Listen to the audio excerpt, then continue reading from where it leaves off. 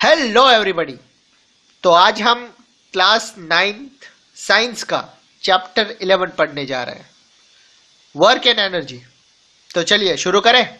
चलिए, पिछले कुछ चैप्टर्स में हम ऑब्जेक्ट की मोशन के डिस्क्राइब करने के तरीकों, मोशन का कारण और ग्रेविटेशन के बारे में डिस्कस कर चुके हैं। वर्क एक दूसरा कॉन्सेप्ट है जो हमें कई सारी नेचुरल फिनोमिना को समझने और इंटरप्ट व्याख्या करने में मदद करती है।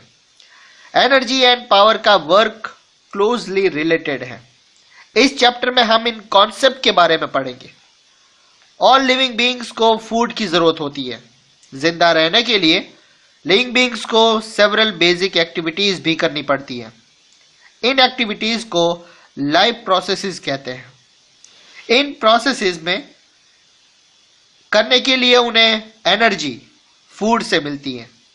कुछ दूसरी एक्टिविटीज जैसे playing, singing, reading, writing, thinking, jumping, cycling and running, उसके लिए भी हमें एनर्जी की जरूरत पड़ती है। कुछ टफ एक्टिविटीज में ज्यादा एनर्जी की जरूरत पड़ती है। एनिमल्स यानी कि जंतु भी एक्टिविटीज में एंगेज होते हैं। फॉर एग्जाम्पल, वो जंप कर सकते हैं या दौड़ सकते हैं।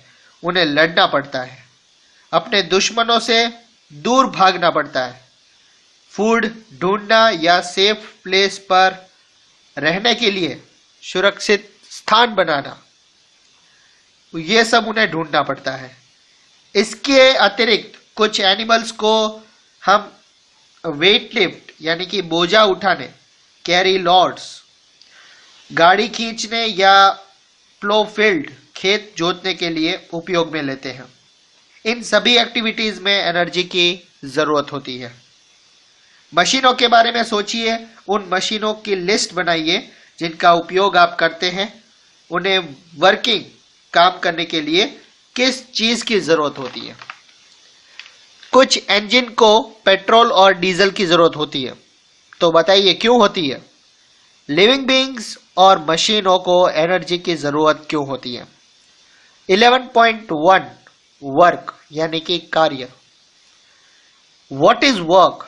हम अपने डे टू डे लाइफ में जिस रूप में वर्क शब्द का उपयोग करते हैं और जिस रूप में हम इसे साइंस में उपयोग करते हैं, इसमें डिफरेंस है।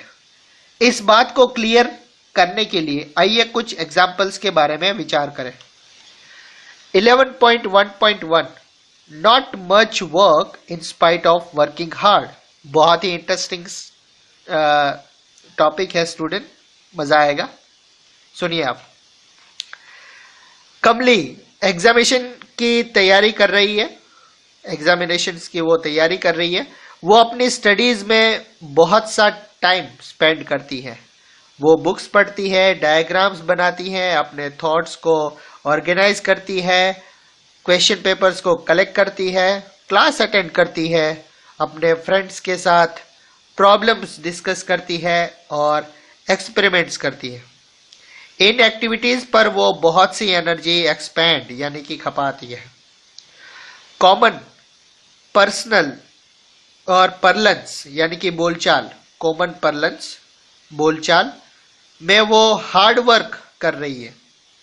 अगर हम वर्क को साइंटिफिक डेफिनेशन के अनुसार देखें तो इस हार्ड वर्क में बहुत कम वर्क इन्वॉल्व है। आप एक बहुत बड़ी चट्टान को धकेलने के लिए हार्ड वर्क करते हैं। मान लीजिए आपकी सारी कोशिशों के बावजूद वो चट्टान नहीं हिलती, आप पूरी तरह से थक चुके हैं। हावेवर आपने चट्टान पर कोई वर्क नहीं किया है क्योंकि वो रॉक चट्टान में डिस्प्लेसमेंट नहीं हुआ। आप अपने सिर पर एक भारी बोझा रखकर कुछ मिनट के लिए बिना हिले डुले खड़े रह सकते हैं। आप थक जाते हैं, आपने कोशिश की है और आपने बहुत सी एनर्जी भी स्पेंड की है। क्या आप बोझे पर कुछ वर्क कर रहे हैं? हम साइंस में जिस तरह वर्क को समझते हैं उस रूप से तो बिल्कुल नहीं, वर्क नहीं हुआ है। लैंडस्केप यानी कि प्राकृतिक दृश्यों को देखने के लिए आप सीढ़ियों पर चढ़कर बिल्डिंग की ऊपरी मंजिलों पर पहुंच जाते हैं। आप एक ऊंचे पेड़ पर भी चढ़ सकते हैं। साइंटिफिक डेफिनेशन के अनुसार इन एक्टिविटीज में बहुत सा वर्क इन्वॉल्व है। In day to day life हम सभी यूजफुल फिजिकल और मेंटल लेबर को एज ए वर्क समझते हैं। कुछ एक्टिविटीज जैसे playing in a field, talking with friends, humming a tune यानी कि किसी धुन को गुनगुनाना, watching a movie, attending a function को कभी कभी वर्क नहीं समझा जाता। वर्क क्या होता है, ये इस बात पर डिपेंड है कि हम उसे कैसे डिफाइन करते हैं। साइंस में हम वर्क को डिफरेंटली यानी कि अलग अलग प्रकार से प्रयोग यानी कि यूज एंड डिफाइन करते हैं। इसे जानने के लिए आइए कुछ फॉलोइंग एक्टिविटीज करते हैं।